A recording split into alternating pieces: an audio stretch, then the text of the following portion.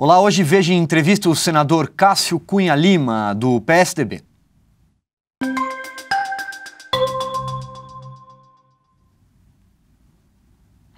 Cássio Cunha Lima é advogado, foi prefeito de Campina Grande 3 vezes, governador da Paraíba, deputado federal e atualmente é o líder da bancada do PSDB no Senado. Senador, tudo bem? Obrigado, seja bem-vindo.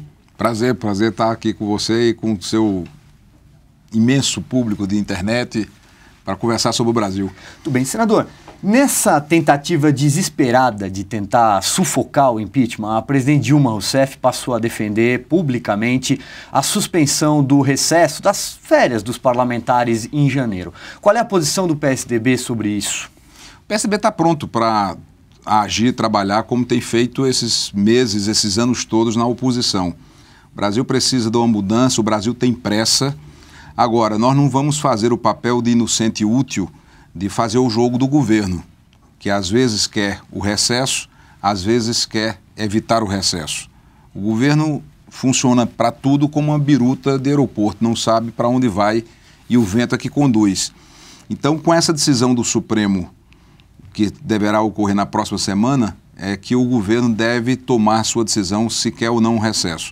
Nós da oposição estaremos prontos para defender o Brasil e lutar pelas mudanças que o país precisa, com ou sem recesso. Já existe uma conversa de líderes no Senado, algum entendimento, alguma proposta, de repente, encurtar o recesso? Tem algo em andamento já? Olha, o que foi proposto, foi discutido como uma alternativa é voltarmos a partir do dia 11 de janeiro. Teríamos, então, o período de Natal e Ano Novo, onde todos os parlamentares vão voltar para os seus estados, para ficar com suas famílias, o que é natural, e só voltaríamos, então, em fevereiro. E aí teria uma antecipação que pode ser para o dia 11, que é uma segunda-feira, ou mesmo no dia 5 de janeiro. Essas decisões todas serão tomadas, acredito, a partir da semana que vem. Tudo bem. Senador, uma das críticas que se ouve a respeito do PSDB é que o partido talvez tenha demorado um pouco para adotar uma postura mais firme em relação ao impeachment, em que em determinado momento houve uma certa ambiguidade, alguns líderes do partido tomando posições diferentes. O senhor não acha que isso, de certa forma, ajudou a arrefecer um pouco até o movimento nas ruas? Olha, o impeachment de um presidente ou de uma presidente não é algo banal. Você não acorda de manhã cedo, está escovando os dentes e vou ali impedir o mandato da presidente da República. Não é assim. Era preciso primeiro ter, obviamente, o convencimento legal. E conversei várias vezes, assim como outros senadores, líderes do partido também, com o doutor Miguel Reale Júnior, que queria fazer uma peça que fosse juridicamente irrespondível. E ao lado do professor Hélio Bicudo, da doutora Janaína Pascoal, fizeram sim uma peça que foi aditada recentemente quando descobrimos os decretos de suplementação orçamentária sem autorização legislativa, o que caracteriza de forma irrespondível o crime de responsabilidade. Tanto é que a presidente Dilma e o governo ficam trazendo a discussão para as chamadas pedaladas fiscais, onde você tem uma dúvida ainda, até pelo ineditismo da discussão, se aquilo é um crime de responsabilidade ou não. Mas quanto ao decreto de suplementação orçamentária sem autorização legislativa, é crime de responsabilidade sem dúvida. E aí nós preferimos ter um pedido mais robusto sob o aspecto jurídico, mais consistente, do que fazer um pedido que não se sustentasse. Porque todos os outros ex-presidentes sofreram pedido de impeachment. Até mesmo Itamar Franco, que já era resultado do impeachment de Collor, sofreu 4 pedidos de impeachment, Lula sofreu, Fernando Henrique sofreu também. Então todos sofreram. Por que no caso da presidente Dilma ganha toda essa repercussão? Porque no caso dela, o crime de responsabilidade foi cometido de forma irrespondível. Então, às vezes, você perde um pouco o time de uma manifestação de rua ou de um sentimento popular, e esse sentimento não mudou, ele pode ter arrefecido. As pessoas não podem... mudou, mas as ruas, de certa forma, os movimentos que comandam essas mobilizações, cobraram uma posição mais firme de alguns líderes do seu partido, né? Do próprio senador e presidente do PSDB, Aécio Neves. Né? Essas cobranças foi cobrado. Essas cobranças são naturais, porque as pessoas elas não são obrigadas a conhecer os detalhes do que acontece no mundo da política e, sobretudo, os argumentos jurídicos. Para quem está do lado de fora, às vezes é mais fácil ter uma visão que não é completa. Então, nós que estávamos acompanhando para e passo, com detalhe, todo o andamento desse processo, sabíamos que apresentar um pedido sem consistência levaria ao arquivamento, por maior que fosse a pressão que pudéssemos ter na rua. Então, queremos ter pressão de rua. Domingo, mais uma manifestação, todos, né, chamados para que possamos mostrar a força e o poder de indignação do nosso povo, para que o Congresso seja pressionado e possa decidir em cima de um pedido que tem consistência jurídica, porque o decreto de suplementação orçamentária, sem autorização legal, é crime de responsabilidade. Senador, nós temos aí um governo absolutamente impopular, né, em todas as pesquisas, uma crise política, uma crise moral, uma crise econômica, mas, no entanto, pesquisas recentes mostram que os partidos de oposição, o eleitorado não se vê tão pouco representado pelos partidos de oposição. Por que a oposição não consegue ganhar terreno diante de uma situação, né, do governo, da situação mergulhada numa crise tão grande? A oposição... Será que o eleitorado entende que a oposição tem um plano para o Brasil? Acho que são dois sentimentos distintos. Você tem uma frustração que atinge a todos, inclusive a mim, que sou detentor de um mandato, do sistema político brasileiro como um todo. Né? É um momento difícil de fazer política, é um momento difícil de se exercer um mandato, e para a população, então, essa frustração, essa decepção com o sistema como um todo é enorme. Só que na hora da eleição, eu não tenho dúvida que, na hora do voto pragmático, do voto útil, entre uma candidatura que represente tudo isso que está aí, ou seja, o governo e o seu conjunto de apoio, e uma voz da oposição, essa voz da oposição vai ter, não tenho dúvida, o apoio majoritário dos brasileiros, com um compromisso e uma responsabilidade de mudar a forma como a política vem sendo feita. Porque o sentimento é de frustração e decepção com o modelo como um todo e de quase que ódio em relação ao governo. É uma rejeição absoluta. Então, à medida em que você tem uma disputa eleitoral, quando você faz pesquisa, por exemplo, o senador Aécio Neves ganha todas as pesquisas, em todos os cenários, todas as projeções, porque é o voto útil, é o voto pragmático. Quando você vai fazer uma coisa mais ampla, mais, digamos, volátil no que diz respeito à avaliação da política, aí as pessoas manifestam a sua decepção com tudo que está aí. É normal que assim seja. Então a oposição cresceu, continuará crescendo, tem propostas para o Brasil e no momento próprio vai apresentar essas propostas e vai se confrontar numa eleição com alguém que represente isso que está aí, o governo e toda essa estrutura envelhecida. Tenho certeza, por confiar na consciência política, no discernimento do povo brasileiro, maioria para construir um novo tempo na política brasileira.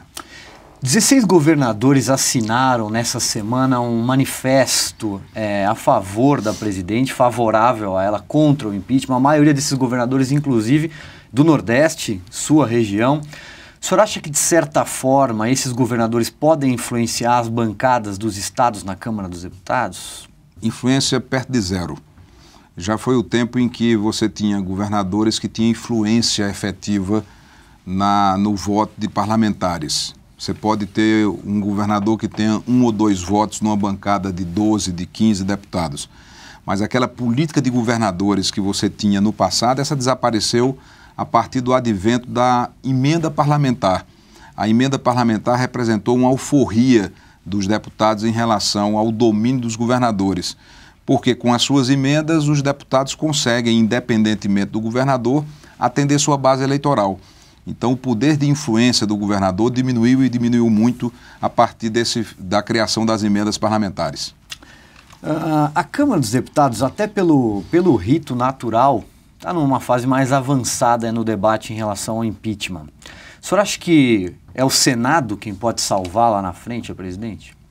Porque o processo do impeachment obrigatoriamente tem que nascer. Né? É um rito. Você tem um processo onde a Câmara funciona, digamos, como um juízo... Mas o debate lá está mais acelerado, né? Hoje em dia já dá para medir um pouco mais a temperatura na casa. É porque lá você tem a primeira etapa, que é o juízo de admissibilidade. O Senado não vai precipitar essa discussão sem que antes saiba se o processo chegará até o Senado. Então, nós estamos numa fase ainda de instalação da comissão especial. O ministro Fachin concedeu a liminar sustando a escolha. Semana que vem o Supremo deve, né, definir essas regras. Então, é natural que você tenha um compasso de espera. E também compreendo, se é essa a sua pergunta, que a base do governo é mais estável no Senado. Eu não sei se é esse o objetivo da sua pergunta. Exatamente. Na Câmara, a base de sustentação do governo é muito mais instável. No Senado, a base é mais estável. Acontece que, se o processo chegar no Senado, a presidente da República já terá sido afastada. E aí assume o vice-presidente. E isso muda por completo o cenário político e a correlação de forças no próprio Senado Federal. Já que a gente está falando do Senado, o senhor é líder de uma bancada importante.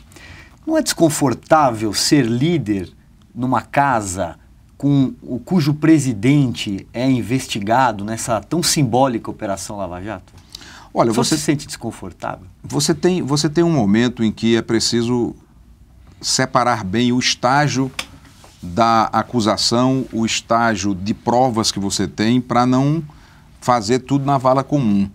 Então, liderar uma bancada como a do PSDB é uma honra profunda, porque não é uma bancada qualquer, é uma bancada que tem... O senhor foi recém-reconduzido. Fui reconduzido agora, né, pela bancada de forma muito generosa, enfim, mas ter um Aécio Neves, José Serra, Aloysio Nunes Ferreira, Tasso Gereissati, Álvaro Dias, você tem um Antônio Anastasia, Paulo Bauer, Flecha Ribeiro, Dalírio, que chegou agora mais recentemente. É uma bancada, né, extremamente qualificada. Tem o Ataídes também, para falar, né, no nome de todos, obviamente, que merecem essa referência. Então, você precisa ter uma capacidade de ação ouvindo e não deixar que a primeira notícia de uma investigação possa gerar uma instabilidade institucional. O que acontece, por exemplo, com o presidente da Câmara, Eduardo Cunha, é algo muito mais grave, porque com a imprensa investigativa, com o vazamento que foram verificados, se provou que ele mentiu na CPI da Petrobras, porque a conta bancária existe, foi mostrada amplamente por toda a imprensa, e ele precisa ser afastado da presidência da Câmara. Afastado do cargo? Do cargo de presidente, ele não tem mais condições. Mas na opinião do senhor, já há elementos para cassação do mandato dele, né? Pelo que se sabe, sim. Aí você precisa respeitar o devido processo legal e garantir o direito de defesa. Mas por tudo que foi apresentado já pela imprensa, e todos nós assistimos, já tem elementos para cassação. O primeiro passo, que já deveria ter sido cumprido, era o afastamento dele da presidência da Câmara. Até porque é visível o que aconteceu recentemente, mostra isso de forma clara, que Eduardo Cunha usa a presidência da Câmara para impedir o andamento do processo de investigação contra ele. E isso é crime, é mais um crime que ele comete quando, por exemplo, num ato da mesa diretora, sem que a mesa se reunisse, o vice-presidente da casa destitui um relator que tinha apresentado um relatório contrário aos interesses e aos objetivos de Eduardo Cunha. Então, toda essa situação está ficando muito grave e cada vez mais se complica a permanência de Eduardo Cunha, presidente da Câmara. Deixa eu fazer só mais uma pergunta em relação ao Senado. O país acompanhou pela primeira vez, desde a redemocratização, a prisão de um senador, Delcídio do Amaral, do PT de Mato Grosso do Sul. O senhor, obviamente, convivia com ele, ele era o líder do governo Dilma Rousseff, e tinha uma característica que era um senador de bom trato, um senador bastante flexível, né? Não era um radical, era conhecido por isso. O senhor imaginava que ele estava enrolado a esse ponto? Eu acho que ninguém podia imaginar, né? Ninguém podia imaginar. Todos tínhamos e temos com o senador Delcídio uma relação, né, de respeito, de convivência, como você, né, permita tratar de você, destacou, a gente tinha uma relação de trabalho ali, cotidiano. E ele é um homem fidalgo, cavalheiro no gesto, educado nas atitudes. Então foi uma surpresa, sem dúvida, ter um colega preso. O partido tem uma posição fechada já sobre o destino dele, o destino do mandato, eu pergunto. É insustentável. Ele terá que ser cassado por tudo que também foi revelado. É óbvio, se respeitará o devido processo legal, o senador Delcídio terá que ter direito à defesa, ao contraditório. Mas diante do que já foi apresentado pela imprensa, você escuta a voz do senador, em gravações onde ali está caracterizada a quebra de decoro, fora outros crimes que foram praticados. Mas é preciso ter um rito. Você não pode criar um tribunal de exceção. O desfecho desse processo, eu acredito, não será outro, será a cassação do senador. Muito bem. Deixa eu lhe fazer aqui, então, uma última pergunta. Qual é na opinião sua, qual a participação do PSDB num eventual governo Michel Temer? Isso é uma hipótese, a gente tem que trabalhar com essa hipótese, né? Não, é normal que se trabalhe com hipótese e se faça especulação. Não há decisão do partido nesse sentido e não há, muito menos, qualquer decisão de adesão imediata. O nosso compromisso será sempre com o país. Até mesmo com o governo Dilma, em momentos mais importantes e graves que interessa ao Brasil, o PSDB votou em propostas do governo, porque nós fazemos... Você imagina o PSDB ali numa composição, o PSDB assumindo ministérios ou mesmo participando do governo, das decisões? Não é algo que seja um objetivo do partido. O partido não tem uma natureza fisiológica. Eu fiz a pergunta porque há líderes dentro do seu partido que defendem essa ideia, por exemplo. Normal. O PSDB não é um partido que tenha dono, nem que um pense e comanda o pensamento para a linha de baixo de forma direta. O partido tem um pensamento plural. Essa discussão será feita, se preciso for feita, no momento próprio. Agora, a origem e a natureza do PSDB não é um partido fisiológico, não é um partido que vai buscar cargos em qualquer que seja o governo. Temos uma responsabilidade com o país, vamos continuar tendo essa postura de responsabilidade. Agora, se a pergunta é, vocês estarão aderindo ao governo Temer automaticamente? Não haverá essa discussão, porque não há sentido adesista do PSDB.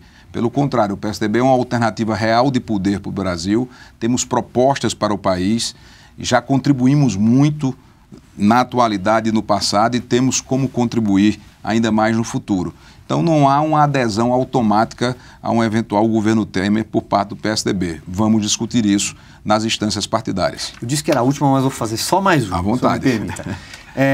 Em caso de uma nova eleição no Brasil, como disse na pergunta anterior, estamos falando de hipóteses. O candidato do PSDB hoje seria mais uma vez o senador Aécio Neves? Olha, a defesa das novas eleições, inclusive, é a que eu mais simpatizo, porque com novas eleições você permite que a sociedade traga um novo governo com a legitimidade necessária para tirar o Brasil da crise. Ou seja, você respeita a soberania popular. Você sai de uma solução do mundo da política e traz a solução para o detentor real do poder, que é o povo, como determina a nossa Constituição, que todo poder emana do povo.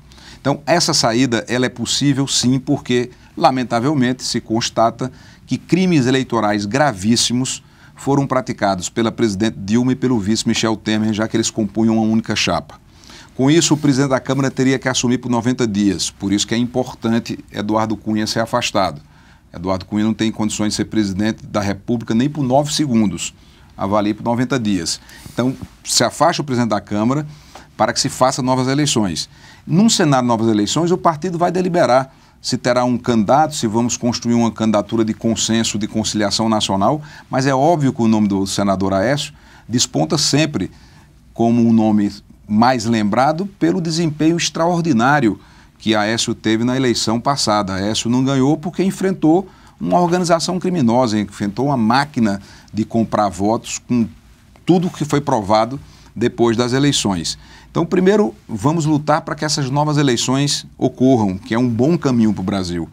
Você não teria nem despesa extra. Aproveita a realização das eleições municipais, onde prefeitos e vereadores estarão sendo eleitos, a Justiça Eleitoral já estará mobilizada, e faz a eleição para presidente da República. E nasce, surge um governo legítimo, onde o povo escolheu, onde todos que queiram disputar a eleição poderão fazê-lo, para tirar talvez a prova dos 9 em relação à figura, por exemplo, do ex-presidente Lula, e se fazer uma concertação no Brasil com a participação da sociedade, e não apenas uma solução no mundo da política, que é legítimo também, é legal, é constitucional. Mas Aécio, claro, além de outros nomes, o partido tem vários outros nomes que serão sempre lembrados. Muito bem, eu conversei aqui com o senador Cássio Cunha Lima, do PSDB. Senador, obrigado. Eu que agradeço, prazer. Nossa entrevista termina aqui, obrigado pela sua audiência e até a próxima.